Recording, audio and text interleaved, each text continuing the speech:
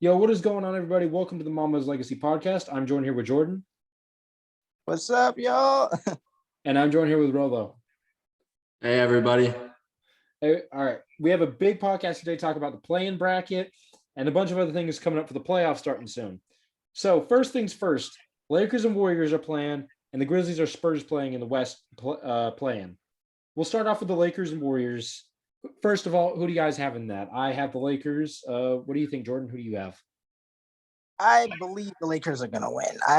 If my gut instinct said the Lakers are gonna win. However, if the Warriors do pull it out, I would not be surprised. I do think it should be a pick 'em, but if we're doing like a spread or something, I would say the Lakers would be like a 3.5 point favorite or something along those lines. Those are fair numbers, Rolo. What do you think about that Lakers Warriors playing game? I think it's Curry versus the world. Oh, great. Curry stands, am I right?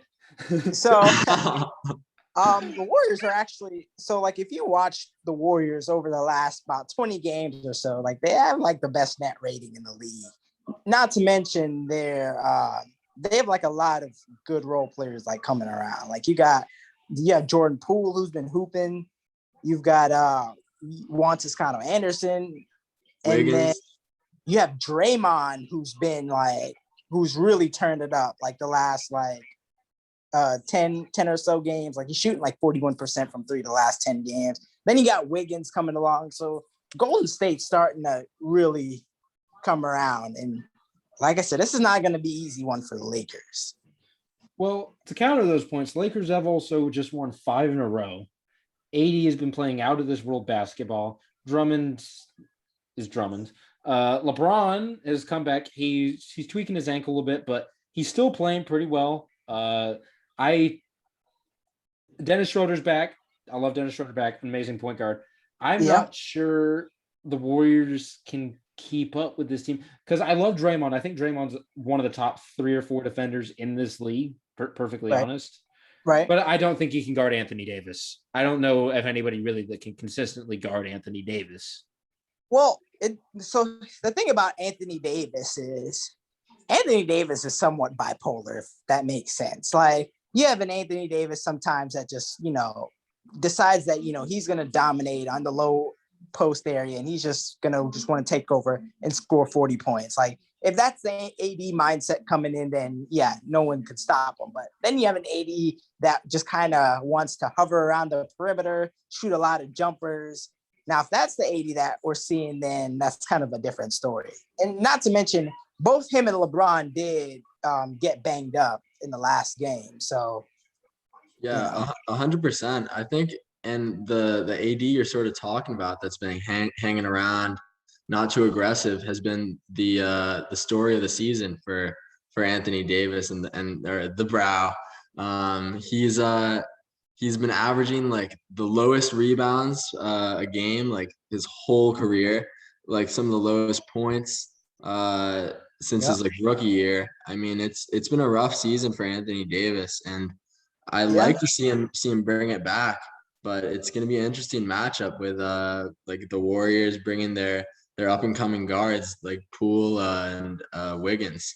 Yeah, and the thing about it is as far as like you said, like you don't stop a guy like Anthony Davis. You just kind of slow him down. So most likely what it's going to be is he's going to see a lot of Draymond Green. He's going to see a lot of Looney. He's going to see basically a combo of the two. Maybe they'll double him if LeBron's not in the game. And then you kind of just see what happens there. But I mean, I agree with those takes. I think Draymond can slow AD down. I'm not sure about Looney. I don't think he's stopping AD. I don't think you guys are stopping AD at the center position because whoever you put at center position on AD, Andre Drummond, he's not great. He's going to get rebounds. He will eat up a little bit. We saw that against the Nets when they didn't have anybody to put on him. He kind of dominated then. I think that could be an interesting thing that could happen with the Warriors. Not only that, if Draymond's on AD and your center's on Drummond, who's guarding LeBron on that team? So the LeBron matchup is probably going to be Andrew Wiggins. Are you comfortable with that? Well, Andrew Wiggins he's played all defense. He's had an all defensive caliber season. He takes the best wing matchup like every night. Like he's been guarding, he'll guard Kawhi. or like, Paul George or like players like that. At the end of the day, like these are superstar players that we're talking about. So like, you you're going to get your 25, 30 a night from LeBron. But at the end of the day, it's just kind of like, can you limit his impact? Because these guys are going to score. Like when it comes to the Lakers, it's really what the others do. And, can you limit a dominance of a Montrezl Harrell or a Mark Gasol, Kyle Kuzma, Schroeder. Schroeder, Caruso, just dudes like that are just gonna come in, or Ben McLemore, even just like what production are you gonna get from these guys? That's really what it's gonna come down to for the Lakers offensively.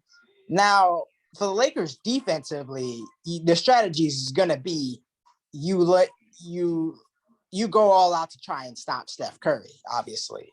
Like you blitz every pick and roll, you trap him, double off screens, just like with the Lakers now, the Warriors others.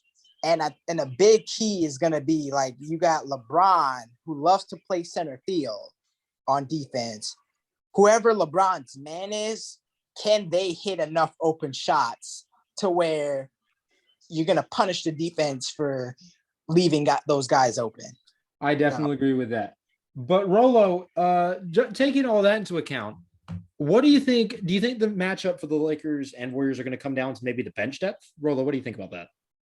Ooh, bench depth? Absolutely. I think the guards on either end of like both teams are real good. I mean, you got KCP, who could light it up. I mean, he's a streaky guard that I feel like people sleep on a lot of the time on the Lakers. And obviously, like if we see a great performance from Schroeder, we'll see him potentially lock up like Curry for some possessions. And I mean, there's a big matchup to be had there off the bench. I mean, let's see. Who are some defenders, I guess, on either end that you'd say? Schroeder's a lockdown. I think Alex Caruso is an underrated defender. Schroeder is an underrated defender. Caruso's the best defender on the guard from like guard wise. I think he's a better defender than Shooter. I think I know the minutes distribution is kind of different, so I think Shooter will probably have a bigger impact. But I do think like Caruso's been really good on defense this season, like for sure. Also, that's true. That's true. Now we've talked enough about the Lakers Warriors. We're not going to get into here with the Lakers and Warriors fan in the chat, but I think we can all agree on one thing. We won't spend too long on this. Grizzlies and Spurs, are either one of them going to make the play-in, win the play-in? I don't expect either team to win 2 games. So I don't. I mean, I think Memphis is ultimately going to beat San Antonio.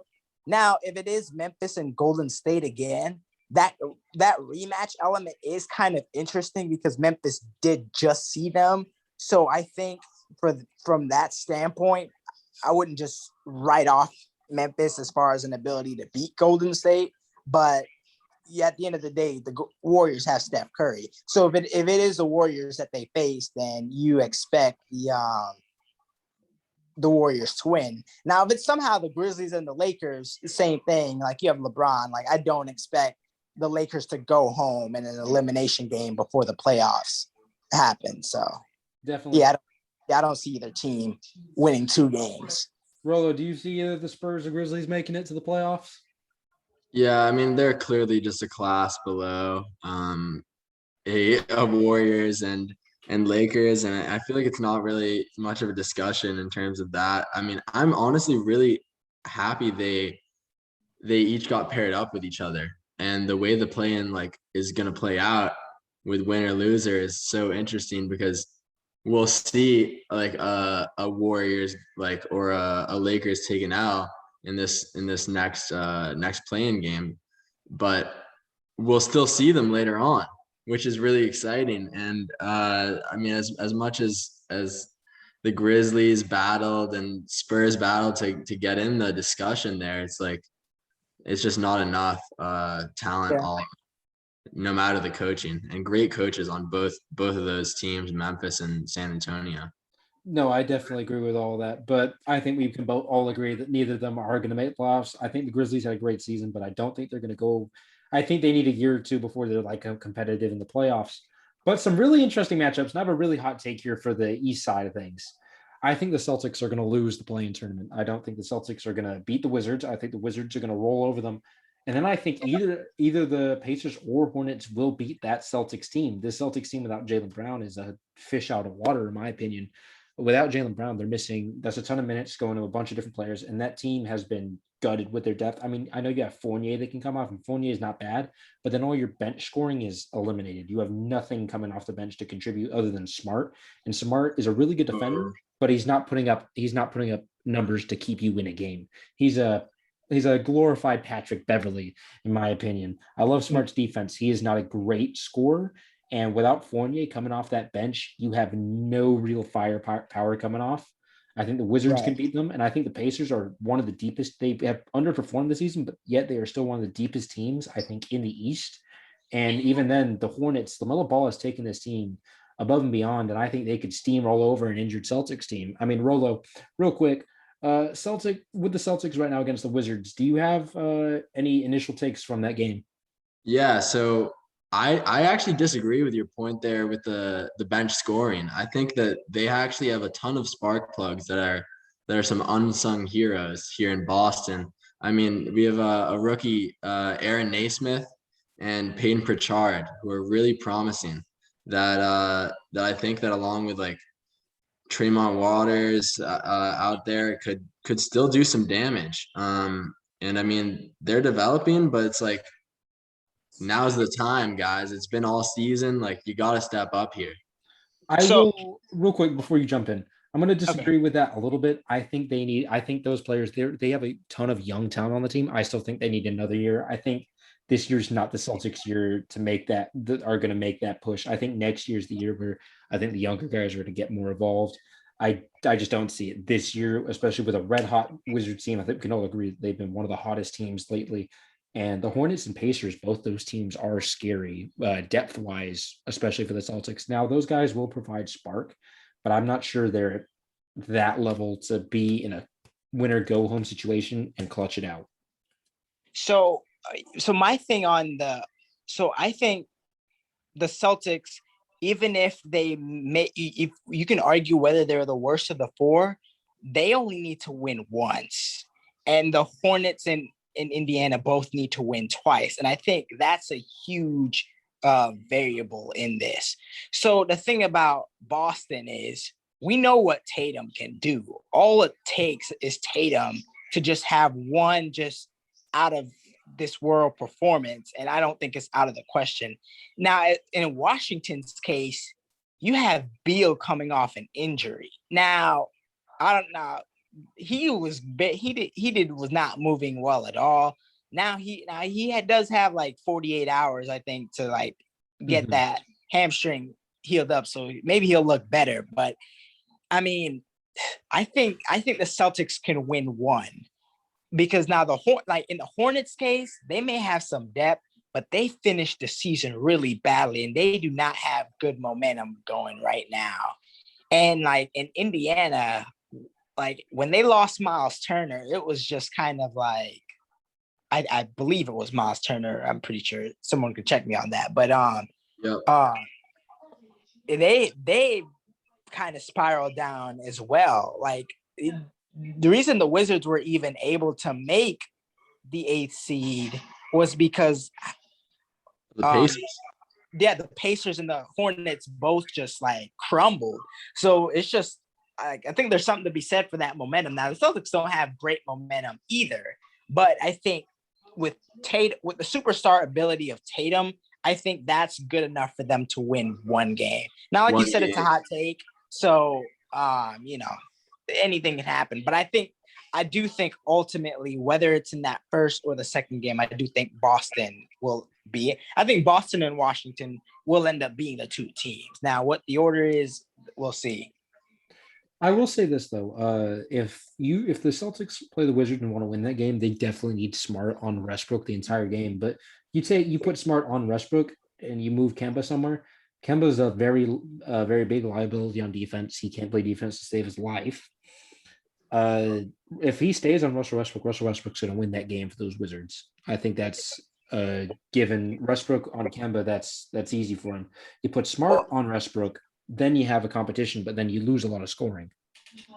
Well, I was about to say you can just put Tatum on one of those guys because Tatum's a pretty good defender in his own right. On Westbrook, though, Westbrook's way faster than Tatum. So yeah, you can put Smart on. Either you put Smart or Tatum on him, and then put. But my thing with So the thing about Westbrook is, like the thing it is, you just have to turn him into a shooter. Like really, the thing about Westbrook is you just have to keep him from the rim. Like if Westbrook is shooting jumpers all night, then you as a defense, you can really live with that result because he's just like he's not he's not a good 3-point shooter at all. Mid-range, he's not a great mid-range. I mean, he's right around league average, but you really just want to keep him from the paint. Like that's really what it comes down to with Westbrook. And wait, hold up, my bad. Rolo, what you trying to say something real quick? Oh, I was just wanting to add in, like, yeah, Westbrook is not the shooter that I feel like everyone thinks he is in terms of like the scorer rather. I mean, like the numbers, like they speak for themselves in terms of like but he's still shooting around like 44%, 40% in his last 3. Like, I don't know, man. That is a strong argument against Westbrook. Yeah, like that's something that's been like killing him in the teams he's been playing with his whole career. It's been like bad shots, and especially late in games. I will counter this problem too. I will counter this real quick. If Westbrook catches heat though in one of those games, it's over. Same with Tatum. Well, here's my question. As far as who you trust overall as just efficiently as a scorer, are you Westbrook, Beal with a Beal? Beal, he's inefficient. Normally it would be Beal, but like we said, like that last game, like I said, he was not moving well, and he shot 8 for 27. Mm-hmm. Like that's not typical. It's not typical, but he's hurt. That's what I'm saying. That's the Beal you're going to get against Boston. Yeah, but I do think it's going to be those two teams. Now, it's weird because it's almost like you'd rather lose the 7-8 matchup because the winner gets the reward is facing the Nets. So the Nets are first seed? No, Nets are second seed. But okay. I'm saying the winner of the 7-8 gets 7. Ooh, yeah. So the winner is going to face the Nets.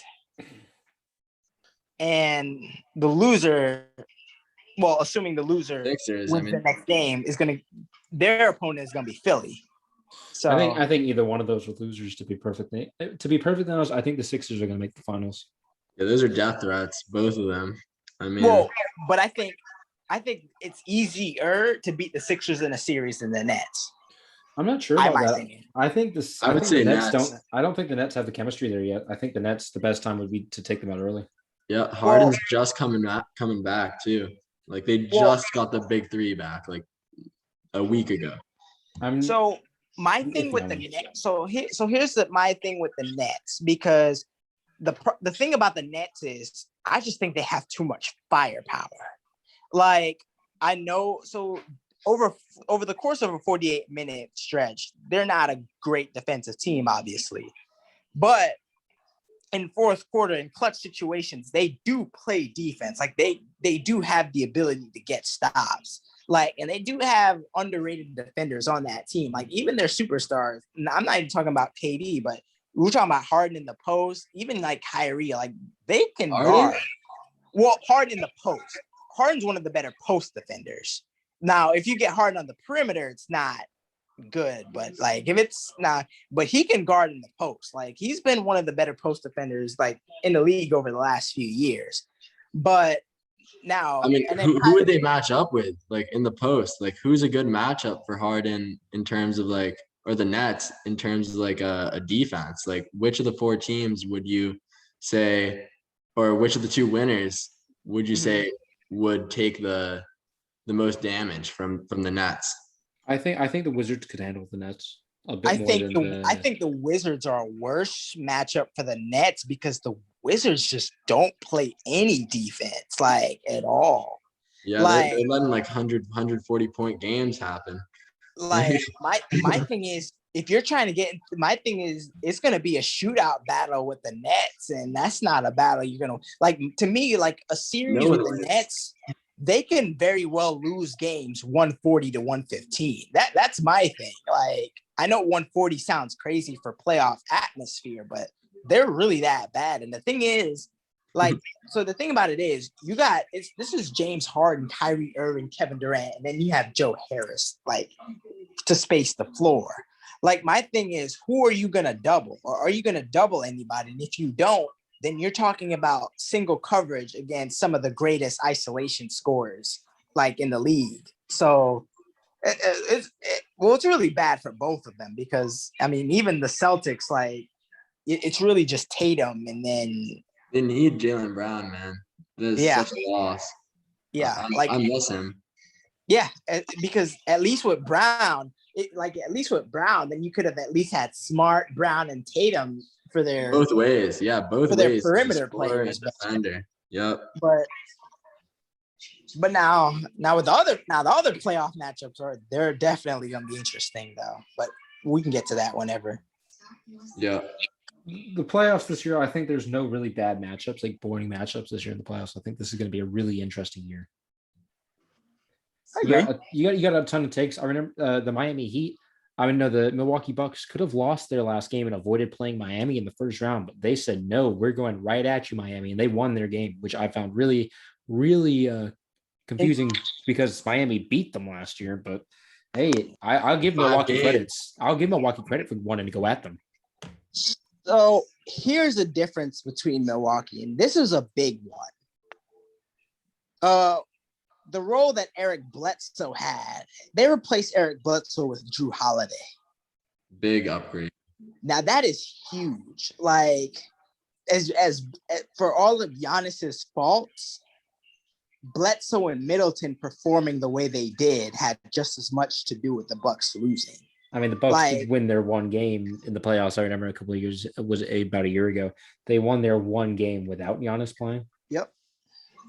Yeah, and the funny thing about that game is that Giannis started out the game scoring like 20 of their first 22 points before he got hurt. And then Middleton, came up with like 36, I think. I think Giannis ended up having like 20 points in that game. Mm-hmm. But yeah, Middleton came up huge. And that's really who, when it comes to the Bucks, it's really who it's going to come down to. Like, what are you going to get from Holiday? What are you going to get from Middleton? Like, are those shooters going to be able to make the shots when they try to wall up on Giannis? And another thing too with Miami, they don't have Jay Crowder, which that was a guy that whenever they wanted to wall up on Giannis, it was Crowder, and then it was Crowder funneling him to Bam. Bam. Now they have Bam. So who's that other now? The Bucks, what they have more ways they can beat you.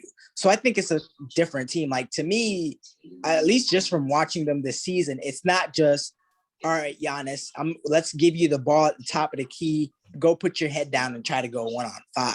Like, that just wasn't gonna work. So now I think they put Giannis. Spoelstra.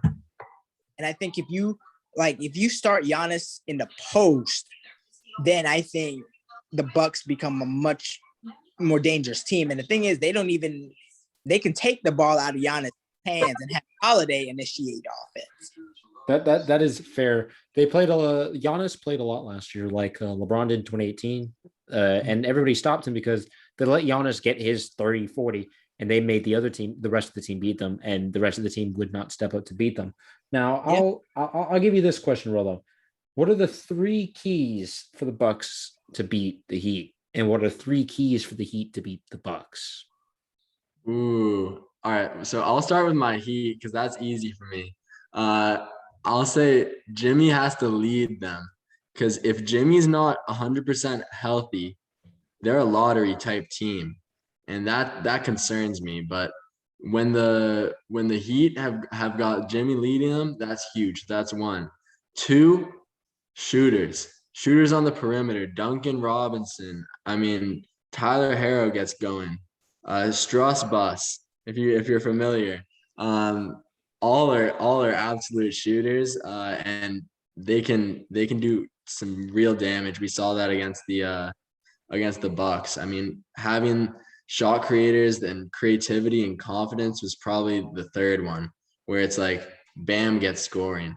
He can create his own shots. Jimmy's creating his own shots. And then you've got like maybe Kendrick Nunn or Harrow starting to get some confidence. And that's when you saw it, like after 1-2 games in the series last year in the bubble. It was like, okay, Miami's serious. They can ball. And they took that with confidence. So those are the first three for me, Heat wise. Then you guys want to hear about the Bucks or Go right ahead. Let me see how these Bucks can do it. Okay, so Bucks are doing it through Giannis, of course. But it starts with the coach for me. The coach cannot get out coached by Spoelstra. I mean, last year and the year before, he's been letting the team down. And if he doesn't get, I mean, who's off the bench for the Bucks? Is it PJ Tucker? Yes, PJ is coming off the bench now. Yeah, PJ Tucker, that corner three, him with Drew Holiday. I mean, K Mid. I mean, they're a dangerous team. It's just like they've got to stay disciplined defensively and stay fluid offensively. Because I mean, when they were moving the ball last year between the tree with Brooke Lopez, I mean they were a dangerous team. They were locking like anyone they played last year. That I will say that Buden, I can't say his name. Buden. Yeah, I just said the coach. Yeah, Buden's just an coach. I think he's a great regular season coach. He's a terrible playoff coach. Yeah. I'll ask you this, Jordan. If Buden, we'll call him Buden, if Buden doesn't make the conference finals at least, do you think he gets fired this year? Yes. Do you think he deserves it? Yes. So the thing about it is, I don't even think the conference finals is enough because they did that 2 years ago. Mm-hmm. I think at this point, you have to at least make the NBA finals for him to stay. Like it's pretty much like you've had 3 years of where you've had 2 number 1 seeds, you had 2 60+ win seasons. You got the 2-time MVP. Yeah, you have to at this point, like, you know, you have like this is the year, like you went out, you got Drew Holiday, you paid Drew Holiday a lot of money. So Middleton's making a lot of money. Giannis is making a lot of money. Drew's making a lot of money. So those guys are locked in. So your core is locked in. So like it's either he does the job or he gets replaced by someone else to do the job. That's fair. Who do you think a good replacement for him would be? That's a tough one. I mean, as far as it just depends, I guess, on what coaches are available at that time, because I mean, you really don't know who's gonna come available. Like Vogel. I mean, no, Vogel's not coming available. Logan's about to go back to back. It's because you had it's the guy that they replaced, the guy that they replaced Budenholzer replaced the guy who he replaced. Like I feel like he'd be a good fit again, Jason Kidd. But I think Jason Kidd's a better assistant coach. But I mean, maybe Nick Nurse. I think that would be a great fit. Nick Nurse won't be available, I don't think. Yeah, as I say, he's not. If he is. Yeah. I have an interesting take real quick, if I may hop in. I was gonna say my last point about the coaching, just in general, there's not a lot of elite ones out there. Like there's maybe a handful of truly elite coaches. Like you have 5 like really top of the line elite coaches. You have about 5 like really terrible bottom of the line coaches, but everybody else is kind of just like system dependent, star dependent, just different kind of things. So, but go ahead. I think Steve Van Gundy. I don't think he's going to be with the Pelicans next season. I think he'd be a perfect fit for the Milwaukee Bucks. That's a good take. He's a great defensive-minded coach, and he's great at changing up game plans. I mean, you've seen all the different rotations, different things he's thrown with Zion. Imagine him doing that with Giannis. Sheesh. And with the great defenders that they have, he can make Giannis a defensive player of the year candidate if he's not already. He can take Drew Holiday, who's already an amazing defender, to an all-new height. And Middleton, he can make him an all-star caliber defender, I feel like. I don't think the defensive end of the floor is their problem, though. No, it isn't their problem. But if they can make that better, then they can slowly add things to the offense. But if that defense becomes a top 3 defense in the league, it's going to make their offense so much easier coming up with turnovers, the fast break. I think Giannis thrives on that. Because my thing about it is because they've already been a top of the line defense. Like last year, they were number 3 in defense. Like they've been an elite defensive team for a while now. Now it crumbles in the playoffs, though. Yeah, I think it's really interesting. Sorry. So here's the thing about why the Bucks don't so a couple of different things. Like let's just take last year for instance. Bud was playing Giannis about 30 minutes a game in the playoffs. You cannot, any coach for any series, play your superstar for only 30 minutes in a playoff game.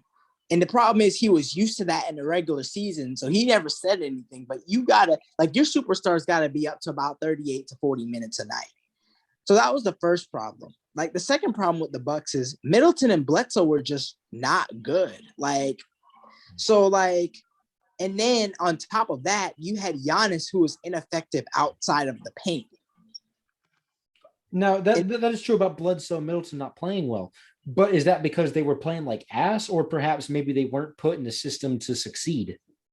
Well, the Middleton thing we'll find out, but we see that Eric Bledsoe's not very good. Eric Bledsoe's not that good, but Middleton, we know how he can be. Let's put it this way: if Middleton balls out this offseason, do we blame more of last year on the coach?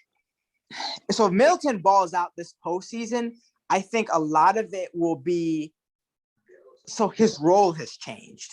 He won't. He will not be balling out. So last Middleton was not only having to score, but he also had to be a playmaker as well. Well, you're right. You're right about that. I'll give you that. So now that they have Drew Holiday, that's going to be their primary playmaker alongside Giannis. So I mean that's fair, but will that diminish Middleton's role? Yeah, what about Brogdon? Well, I was about to say Brogdon's in Indiana now. Oh, okay. But he was a playmaker too. And funny thing is, when they made the conference finals, that was a big loss too. But I think Middleton's role, his responsibilities may diminish, but that might actually make him play better because it'll allow him to only do the things that he's really good at, which is really just, it's catch and shoot, pop off the dribble and stuff like that, create for himself. That's really what he's good at. But I think those are all very fair points. Yeah. It's interesting because I think the Bucks are bringing it back to what you were saying earlier, Jordan, and Max. The Bucks are a team that have been really good defensively for so long. And then you come along this year and it's okay, the league's been moving towards offense heavy for the last however many years. Well, I think the numbers are inflated this year too, but go ahead. Yeah, 100%. And then you got the Nets with just clearly the favorite to win out of the East for most people. And they've got no defense. And and you got the Bucks sitting there being hey, what the heck? I thought we had the formula right. It's no, formula's changed. You need a really good offense now. And you need to stop relying on K mid for 20 points per game and Giannis. Yeah. You know, it's not going to happen like that. You need someone just as good as Giannis. Yeah, it's funny, and it's funny because your point about the Heat shooting, it's really the same thing for the Bucks as far as what they're gonna do in the playoffs. Like, guys like Bryn Forbes, Bobby Portis, Pat Connaughton, Dante DiVincenzo, like they're gonna have to make shots. Like, ultimately, what's gonna happen is Giannis is gonna draw a lot of defensive attention because he's Giannis. And those guys are going to have open shots, and they're going to have to hit them. Otherwise, the Bucks' ceiling in these playoffs is going to be not very high. Now, the Bucks should win the series. And if they don't, it's really an indictment on. I mean, I guess depending on who underperforms, but I think it's going to be a real indictment on that team if they cannot beat the Miami Heat this time around. I do believe if the Bucks lose to Miami, I think it's done. I think they're over. Well, yeah, I think now the coach is gone, but like Holiday, you literally just gave him a lot. He's already 30. Well, PJ Tucker's old as hell. Giannis is still young though. That's true. Giannis is young, but a lot of the key role players are they're only getting older. Brooke Lopez, I mean, yeah. I'm not sure how many years they can run it back like this.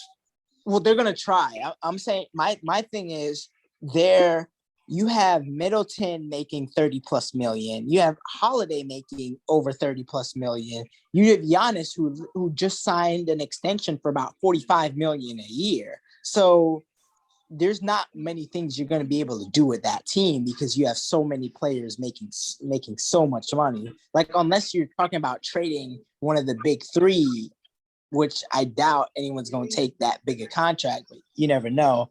I mean, this is their team for however many years. Like, this is their team. If they don't do it, then the first step is going to be fire the coach, get a new philosophy in there, and then see what happens. Yeah.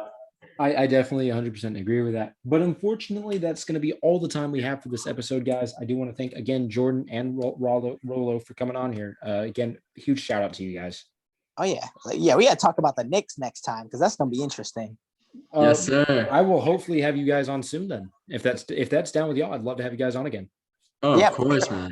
Hey, sure. I really appreciate you inviting me on, man. And Jordan, it was good to meet you. Shout out to Cam. And thank you, Legacy Mambas. Yeah, I have nothing to add to that. Yeah, pretty much.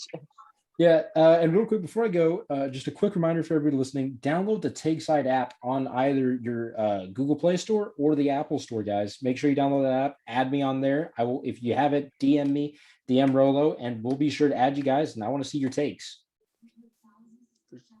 Yes, sir. All right, everybody, take care and have a good night. All right, you too.